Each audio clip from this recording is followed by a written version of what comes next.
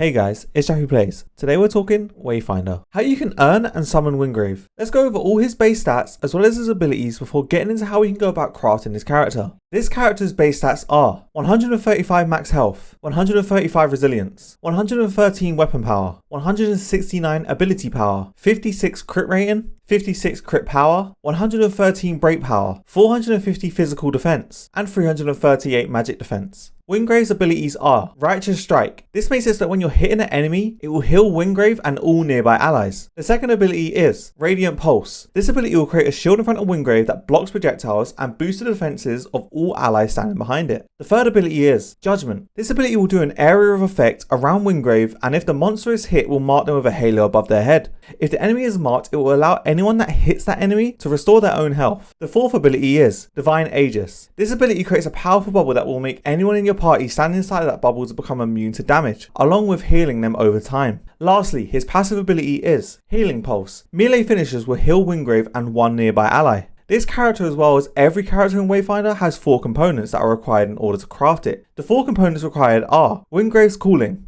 Memory of Wingrave's Courage, Memory of Wingrave's Prowess, Memory of Wingrave's Faith. I will go through the total numbers of each material along with where to obtain the material. Once you gain all of these materials, you will be able to craft each of the 4 components. Upon crafting these components, you will be able to finalize and summon Wingrave. First up, we have 20 Glimmering Shadow Warp Spectras and 75 Glimmering Molten Spectras. Both of these materials can be found by running any Tier 2 Lost Zones. Tier 2 Lost Zones are Undercroft, Respiratory and Bloodworks. When running these Lost Zones, in order to target a specific Glimmering Spectra, you will need to apply the correct imbuement. For Glimmering Shadow Warped Spectra, you will need the Shadow imbuement, and for Glimmering Molten Spectra, you will need the Solar imbuement. When you're in these Lost Zones, you are simply looking for the rocks around the edge of the expedition. After that, we have 25 Molten Spectras. This is found everywhere when you're running a Tier 1 Lost Zone with the Solar imbuement applied. Tier 1 Lost Zones are Codex Halls and the Pit. Once again, with these Lost Zones, you are looking for the rocks around the edge of the expedition. Next, we have 5 Gems of Avarice. These are found by killing loot goblins. This is a super easy material in order to gather. I recommend running an easy expedition such as the Codex Halls or Undercroft over and over again. To make this faster, you could also apply a speed buff to yourself using the chalice within the Lost Zones. Next is 5 Treasure Phoenix Downs. This is rewarded when killing the Fire Phoenix when doing the Treasure Phoenix event. The Fire Phoenix is found when running Lost Zones such as the Codex Halls and Undercroft. Then on the list is 5 Archaic Bones. This is quite an annoying resource to find.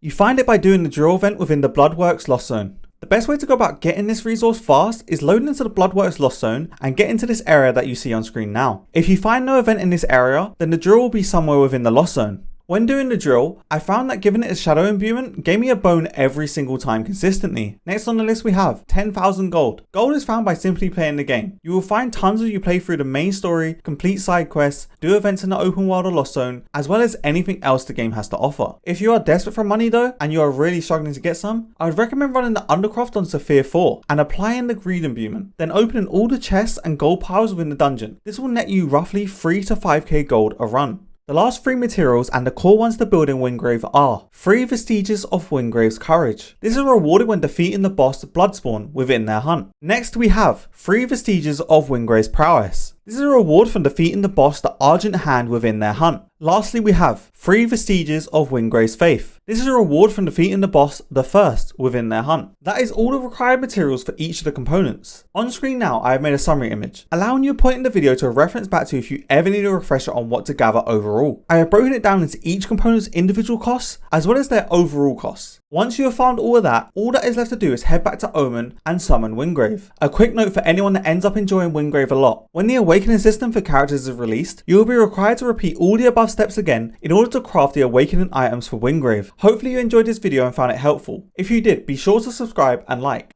Also, if you have any future things that you want covered on this channel or have any questions, then don't be afraid to leave a comment. As always, I look forward to seeing you all in Wayfinder and in the next video.